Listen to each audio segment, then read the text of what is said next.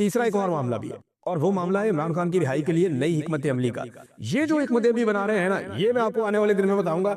और इमरान खान ने कहा था ना तैयारी पकड़े, तो सारे तैयारी पकड़े बताऊंगा मैं आपको कि ये लोग क्या करने जा रहे हैं, मेरे पास खबर है। लेकिन अभी एक चैलेंज मैं करता हूँ एस्टेब्लिशमेंट। एस्टेब्लिशमेंट कहती है ना सारे ऑपरेशन करना चाहते हैं, DGIS-PR ने कहा कि हम मानेंगे नहीं ऐसी हुकूमत को जो यहाँ ऑपरेशन की मुखालफत करेगी, और साफ कह दिया कि ऑपरेशन की मुखालफत उन्हें किसी सूरत कबूल नहीं है। तो सिर्फ फजलुर रहमान से ऑपरेशन के हक में बयान ले लें, ANP से ऑपरेशन के हक में बयान ले लें, जमात इस्लामी से ऑपरेशन के हक में बयान ले लें।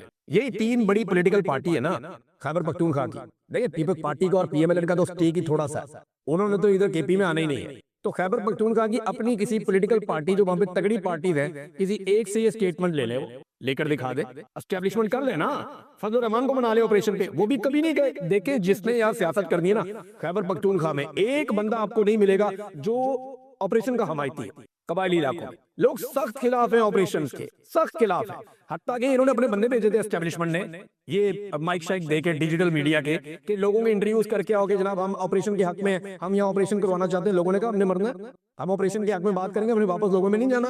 भाई लोग हमारे शदीद मुखालिफ हो जाएंगे, हम ऑपरेशन के हक में बात नहीं कर सकते। हम बात करेंगे नहीं ऑपरेशन के हक में, क्योंकि यहाँ पे लोग ऑपरेशन के हक में है ही नहीं। वन साइडेड हो गया खैबर पख्तूनख्वा। अब इसके ऊपर जो है वो तो JUI से, जमात इस्लामी से, ANP से स्टेटमेंट लेके दिखा देना, PTI तो बहुत दूर की बात है। फिर नाज़रीन एक और चीज मैं आपके साथ इसमें शेयर कर लेता हूं कि इमरान खान साहब का जो फोटो है वो नहीं चलने दिया गया, उसको ब्लर किया गया पाकिस्तान के TV चैनल्स पर। यानी अली अमीन गंडापुर और सुहेल अफरीदी बैठे हुए थे सामने, इमरान खान को फोटो बड़ा हुआ था, उसको ब्लर कर दिया। लेकिन नेतन्याहू की जो वीडियो है वो फुल HD के अंदर पाकिस्तान के TV चैनल्स के ऊपर चलाई गई। तो ये देवताओं को बलि चढ़ाई जा रही है अपने नजरिए की। ये जो देवता है ना, इन देवताओं को खुश कर रहे हैं मौजूदा हुक्मरान। ये हर दरवाजे पे जाके सजदा करेंगे। इमरान खान का खौफ इन्हें जगह जगह झुकाएगा, जगह जगह जाके अपनी नाक रगड़ेंगे, क्योंकि इमरान खान से डरता है। ये इमरान खान का खौफ इनको हर जगह पे लेकर जा रहा है, वरना ये नॉर्मल रहते, नॉर्मल जिंदगी गुजार सकते थे। लेकिन इनको पूरी दुनिया को खुश रखना पड़ेगा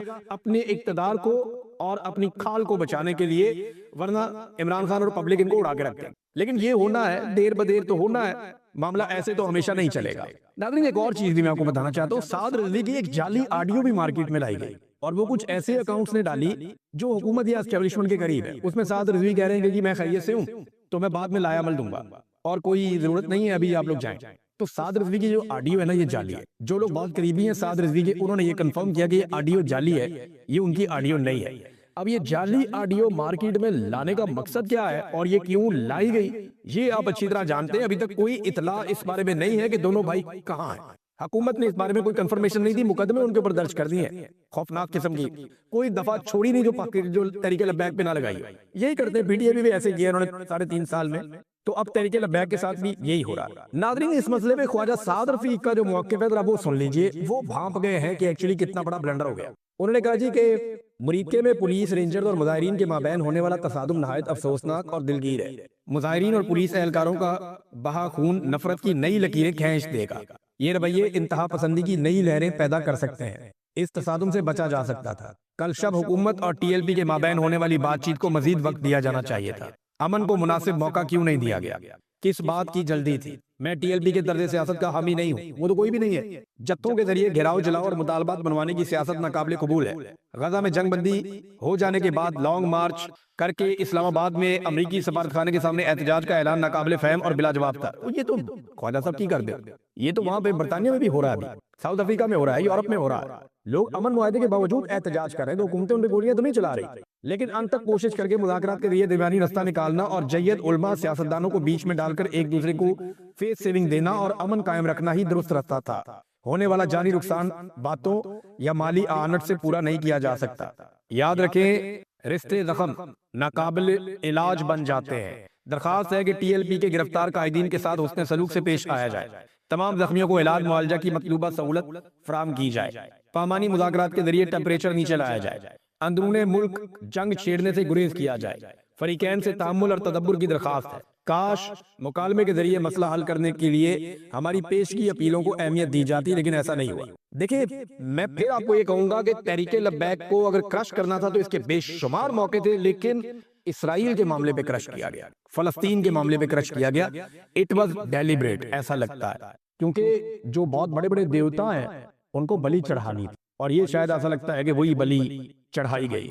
नाज़रीन, एक और इंटरेस्टिंग खबर, ये जो मिस्र गए शहबाज शरीफ साहब, और यहाँ शर्म शेख में जब ये मीटिंग हो रही थी तो उर्दगान जब आ रहे थे तो उन्हें पता चला हवा में कि शायद नेतन्याहू भी आ रहा है, तो उन्होंने अपने तैयारे को ऊपर चक्कर देना शुरू कर दिया और ये मुतालबा कर दिया कि अगर नेतन्याहू आएगा तो मैं इस जगह नहीं आऊंगा, मैं यहाँ से वापस जाऊंगा। लिहाजा फिर नेतन्याहू का जो आना था उसको मनसूख किया गया और फिर उर्दगान उतरा वहां पे एयरपोर्ट पे और उसने इस प्रोग्राम के अंदर शिरकत की। और मजे की बात आपको बताऊं, तुर्की इसराइल को तस्लीम कर चुका है बहुत पहले, वो इसराइल को तस्लीम करता है लेकिन नेतन्याहू को तस्लीम नहीं करता। और आपका जो वजीर आजम शहबाज शरीफ है वो इसराइल को तस्लीम नहीं करते अभी तक हम, लेकिन वो नेतन्याहू के आने पे कोई एहतजाज नहीं, यानी हमारी तरफ से ऐसी कोई शर्त नहीं थी। ये शर्त किसकी तरफ से थी? उर्दगान की जानिब से। अंदाजा करें आप पाकिस्तान कहां खड़ा है। पाकिस्तान के टीवी चैनल के ऊपर नेतन्याहू को दिखाया जा रहा है। डोनाल्ड ट्रंप ने अपने मुंह से ऐलान किया कि ये सब जो हम लोग यहाँ मौजूद है इब्राहिम अकॉर्ड का हिस्सा बन रहे हैं, ऐलान किया उसने। शहबाज शरीफ वहां खड़े होकर कहते थे ना जब डोनाल्ड ट्रंप की तारीफ करते कि इब्राहिम अकॉर्ड का हम हिस्सा नहीं है, या हम इसराइल को तस्लीम नहीं करते, या हम कोई ऐसी बात नहीं है, सिर्फ डोनाल्ड ट्रंप की तारीफें की,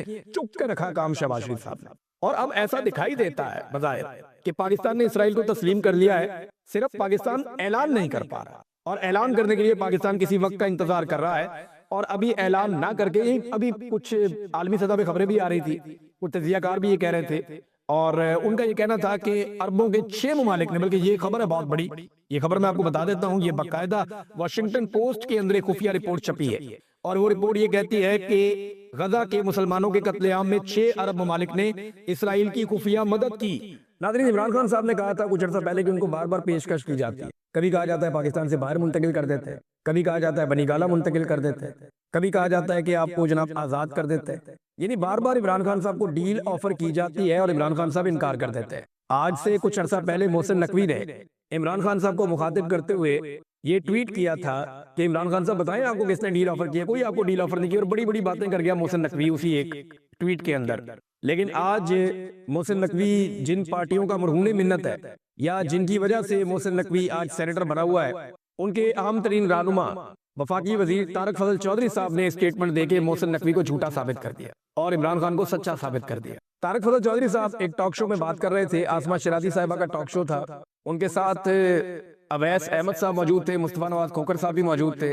तो उन्होंने कहा कि तहरीक इंसाफ दरखास्त देकर इमरान खान साहब को बनी गाला मुंतकिल करवा ले, यानी तहरीक इंसाफ दरखास्त दे, इमरान खान को बनी गाला मुंतकिल कर देंगे, हम पहले भी पेशकश कर चुके हैं, इमरान खान ने अभी तक दरखास्त नहीं दी। ये वफाकी वजीर तारक फजल चौधरी साहब कह रहे हैं। यानी नवाज शरीफ साहब को अस्पताल पहुंचाना हो तो ये घुटनों पे बैठ जाते थे PMLN वाले, पाकिस्तान से बाहर पहुंचाना हो तो 50 रुपए के स्टाम्प पेपर के ऊपर निकाल देते थे। हमेशा नवाज शरीफ ने डील की है, आसिफ अली जरदारी ने डील की है, लेकिन इमरान खान डील नहीं करना चाहता। वो अपनी जात के लिए डील नहीं करना चाहते। वो कहते हैं एस्टेब्लिशमेंट आए बैठे बात करें, उन्होंने निकलना कैसे है बाहर, हम इलेक्शन करवा के पाकिस्तान खुद संभाल लेंगे। तो एक्चुअल तो मामला ये है कि एस्टेब्लिशमेंट के कब्जे से पाकिस्तान निकले, हुकूमत चाहे बाद में किसी की भी आ जाए। यानी अभी वकूलियत अगर PTI की है तो एक आधी हुकूमत उनकी बन जाएगी, अगर डिलीवर करेंगे तो दोबारा बनेगी, नहीं करेंगे तो पीपल्स पार्टी की या PMLN की बन जाएगी। ये ऑब्वियस है, पॉलिटिकल पार्टीज एक के बाद एक हुकूमतें बनाते रहते हैं। प्रॉब्लम ये है कि एस्टेब्लिशमेंट का कोई सियासत में किरदार नहीं होना चाहिए, लेकिन बदकिस्मती से वो सियासत में किरदार अदा करते हैं। अब एक मरतबा फिर जो है वो साबित हो गया कि इमरान खान साहब ने जो कहा कि उनको बार बार पेशकश की जाती है, वो इमरान खान साहब की बात दुरुस्त थी। मोहसिन नकवी साहब ने गलत बयानी से काम लिया था, ये तारक फजल चौधरी साहब के स्टेटमेंट से ये पता चलता है। लेकिन मैं आपको ये बता देता हूँ जो मेरे पास इन्फॉर्मेशन है कि एस्टेब्लिशमेंट इमरान खान साहब से बात करना चाहती थी। एस्टेब्लिशमेंट ने ये फैसला भी कर लिया था कि यास्मीन राशिद साहिबा को छोड़ दिया जाएगा, पब्लिक का बहुत प्रेशर था, और शाह मोहम्मद कुरैशी साहब को भी रिहा कर दिया जाएगा। CBM हो रहे थे जिन्हें आप कॉन्फिडेंस बिल्डिंग मेजर्स कहते हैं। ये चीजें चल रही थी मई से पहले, लेकिन मई में जब इंडिया और पाकिस्तान का मार्का हुआ उसमें पाकिस्तान को कुछ फायदा हो गया।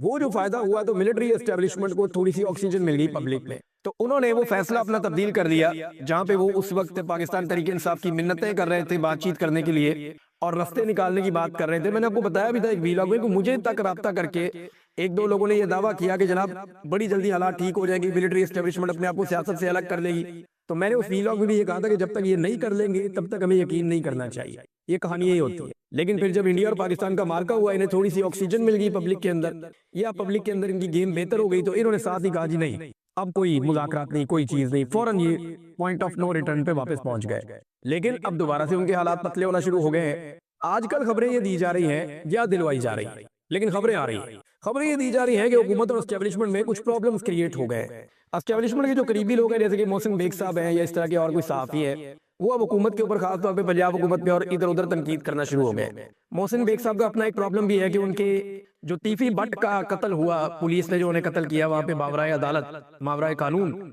लाहौर में, टीवी भट्ट का बड़ा लाहौर में नाम है, बहुत सारे हवालों से लोग जानते हैं। वो एक जो लाहौर का पूरा एक अंडरवर्ल्ड है, वो इस तरह के लोग हैं। और भी बहुत सारे लोग थे और इनकी दुश्मनदारियां पुरानी चलती रही हैं और मुख्तलिफ किस्म के मामला इनके बड़े पेंडिंग हैं। बहुत सारे मुकदमात इनके ऊपर है, इनके मुखालिफिन के ऊपर भी हैं, खानदानी दुश्मनियां भी चल रही हैं। तो तीफी भट्ट ने नवाज शरीफ वगैरह को बड़ी सपोर्ट भी माजी में की हुई है और मोहसिन बेग साहब के इन लोगों के साथ अच्छे ताल्लुक। हो सकता है उनको उस बात का भी गुस्सा हो कि ये ज्यादती हुई है, लेकिन जनाब मोहसिन बेग साहब और दीगर जो कई सहाफी हैं वो अब हुकूमत पे तनकीद कर रहे हैं। जो रुकी हुई थी वो तनकीद पहले नहीं हो रही थी, लेकिन इसका मतलब हरगिज ये नहीं लेना चाहिए कि आसिम मुनीर साहब नवंबर में घर जा रहे हैं। ये मेरे घर में कबल वक्त होगा।